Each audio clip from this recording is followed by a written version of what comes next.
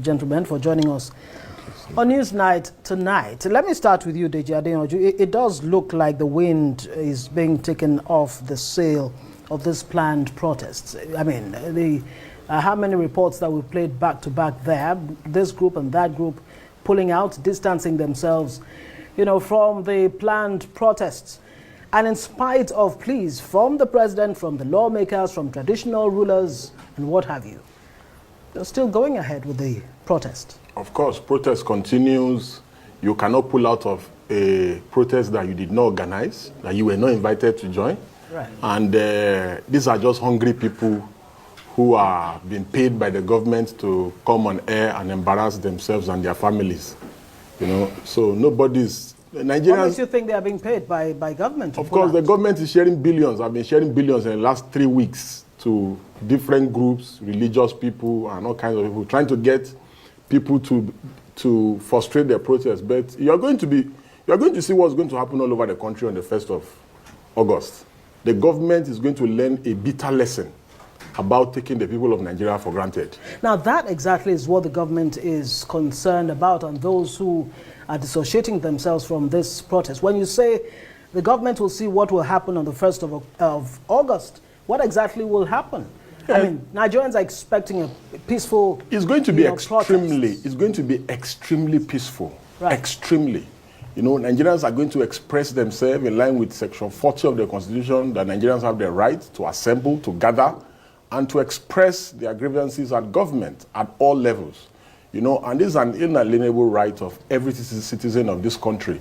The government cannot tell people when to protest or how to protest or how to complain about maladministration of the government, especially considering the fact that this president today was a perpetual protester.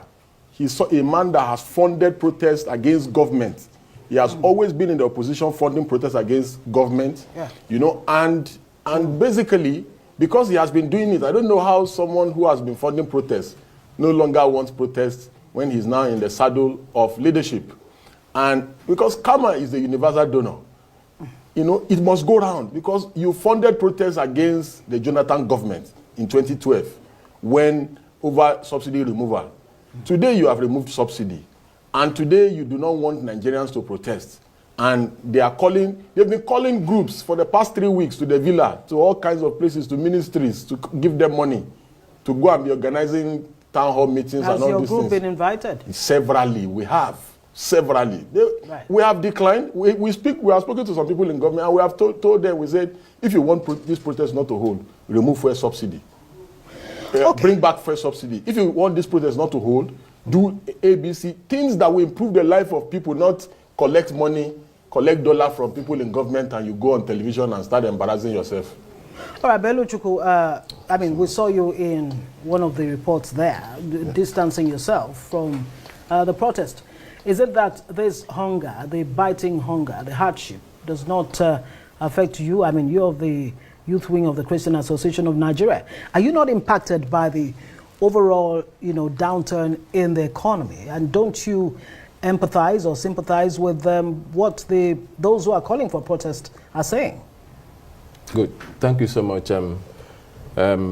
We know that CAN is a non-political organization, right, and we are not answerable to anybody.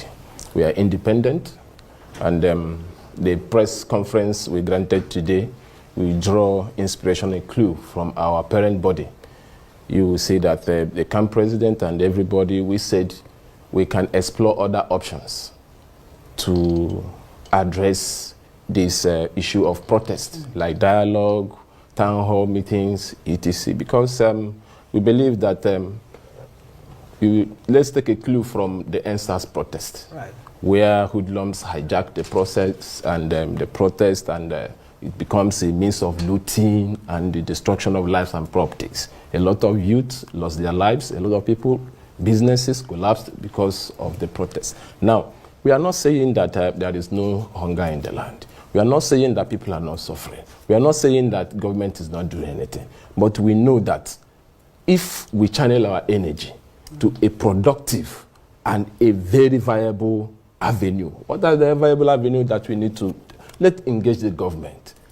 Let's call for a round table. Let's call the government. Let's call the president, the minister, everybody. Let's call the youth of the country need to come out and say, sir, let's articulate our points one after the other. This is point A, this is point B, this is point C, this is point D, up to Z. And we can be able to tell the government that, please, sir, or the people at the helm of affairs, the president, the vice president, the ministers, the senate president, we can articulate all these things and submit to the National Assembly, submit to the president, submit to the... yeah, but those who insist on going ahead with the protest, they are saying that the president or the government seems to be, not non-committal, quite aloof in terms of really engaging not just the youth, but Nigerians as a whole. It's a lie. It's a lie. Let me not say this. Right. I'm not for or against. Right. Let me now tell you this, that if we engage the government, okay, let's take, for example, before this protest, or whatever, I'm calling that there should be no protest because it will lead to loss of lives and properties. Let us engage the government and say, okay, Mr. President, the youth of this nation want to see you on Tuesday or Monday. We are calling on you, come and address us. Let's bring representatives from all the states, from all the civil society organizations, from every angle, both religious groups. Let us see if the president will not listen to us. I know the president... What are you waiting for to call for that? Today we articulated our points. I'd also like you to quickly respond to what Deji said, that this government is spending billions of naira to induce people, groups like yourself, to pull out or distance yourself from the protest. Thank God that Christian Association of Nigeria cannot even think of it that we are going to collect money from who? Who is going to give us money? Who is going to give CAN money? CAN will not do that. Right. But now, let me just say this. Nobody gave youth wing of CAN money or CAN to pull out of protest. We have never been involved in protest, and we can never protest. What we will do is we will pray to God and commit our protest to God. God, please, this is what we need in the country. We believe in prayers, and I believe God answers prayers. If we come, that is it. And Nigerians are tired. Are there no Nigerians options? Are there no other means of engaging government outside of protest that may lead to chaos, anarchy? That's what the security operatives are saying. Yeah, you see, Nigerians are tired of prayers for things that leaders are elected to do. Why don't you pray before? Why don't you be praying instead of going to the toilet to ease yourself and be saying God should come and help you ease yourself?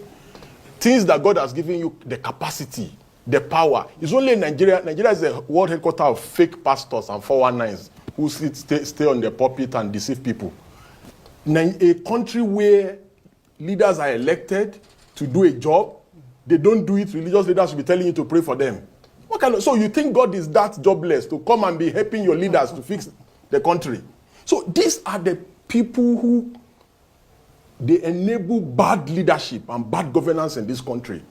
Why are Nigerians protesting? Very simple. Yeah. It's because there's massive hunger, disillusionment, and discontentment in the country. That's the reason why Nigerians are protesting. This president, you say you want to dialogue with a president. Nigerians should come and sit on the round table with a president that on Wednesday, this same president on Wednesday, he sent an executive bill to the National Assembly. The National Assembly did accelerated hearing to extend the tenure of the IG in 1 day. And they even made mistakes in the amendment. They amended, the sections that they amended was wrong. And he did that just for nepotistic reasons. That's the reason why he did that. He did not send an accelerated bill to the National Assembly to end the suffering of Nigerians. What makes you feel it has nepotistic the man is Yoruba. Undertones? The man is Yoruba. But that's a whole different conversation. See, the truth is very bitter. I guess what you're saying the truth is bitter. The truth is bitter, but somebody has to say the truth. This man is supposed to retire in a month or so. You are trying to extend his tenure. These are part of the reasons why Nigerians are protesting. When Buhari was here, carrying out nepotistic tendencies, we all condemned him. Well, the Constitution allows him to do this. Man has come. This man has come. And he's doing worse than what Buhari did. Almost everybody, every key person in any government, parastatal or agency, the key positions are apportioned for Yoruba people. That is even by the way. It's not part of the discussion. But it is part of the demands. It is part of the reasons. The reasons fueling the protest, because there's inequality, There's nepotism in government and around government, and the body language of the government supports that people are not being carried along in the country. Now, speaking of being carried along, the president says, look, I hear you. I feel your pain. It's only been a year plus, that I've been in the saddle. Give me more time. Give me patience. I've put in some policies, increased minimum wage to 70,000 naira from 30,000 naira. Student loans, the ball's been set rolling on that. Palliatives, Nigeria Youth Investment Fund. He also promises to, give or come up with more inclusive government. Yes, as it may sound or it may look, this government is not the reason why Nigeria is in this much of a mess. Because the Buhari government did a lot of damage to this country in 8 years.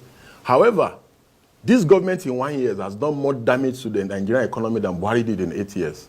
And I will explain very briefly. When this government came, it made dollar at around 600 naira. It made dollar at around 600 naira. Today, dollar is almost about 1.6. When this government came, this government met a basket of tomato at 15,000. Today, a basket of tomatoes is above 100,000. When this government came, it met rice around 50-something to 60,000. A bag, 50 kg bag. Yes. Right. Now, it's almost about 100,000. When this government came, a sack of beans was around 28,000 to 30,000, depending on where you buy from. Today, it's about 75,000. When this government came, a sack of flour was around 18 to 20,000 naira. Today, it's about 68,000. When this government came, it moved a carton of noodles from 4.5. Yeah, we could spend all night reeling out all of that. The list is endless. This is why Nigerians are protesting. Nigerians are protesting because all is not well with the country. And you cannot tell Nigerians that, oh, this is how you should protest. It's very simple. Today, what are the issues? We are battling with hyperinflation. Right. And we are battling with a situation where 100,000 is now the new 10,000 naira. Go to many parts of this country today. People cannot even afford 1 square meal. We're not talking about 3 square meals. People are eating grass in many parts of northern Nigeria. Grass. And it's same situation in southern Nigeria. So Nigerians want to express themselves. And government is saying Nigerians cannot express themselves. No, government, I doubt very much if government is saying that. I'm not a mouthpiece for the government. Government is saying Nigerians are constitutionally allowed to, express themselves, vent or ventilate if you like. But going the way of violence, causing chaos, anarchy is what government will not stand. Have you seen any Nigerian calling for violent protests since the beginning of this protest? Okay, I'll come back to you. Let me, Bello Chukwu. I mean, your Bello Sochukwu. Yeah. Very important. Thank you. You said your way or your route is to pray, hand over the issues to God. Beyond that, as Christian Association of Nigeria, the youth wing, are you engaging the Nigerian youth, whether in your churches or in society as a whole, to, maybe give them some hope or some reasons why they should not go on a protest? Is that engagement going on at all? Sure. We have been engaging our youths. What are you telling them? Yes, very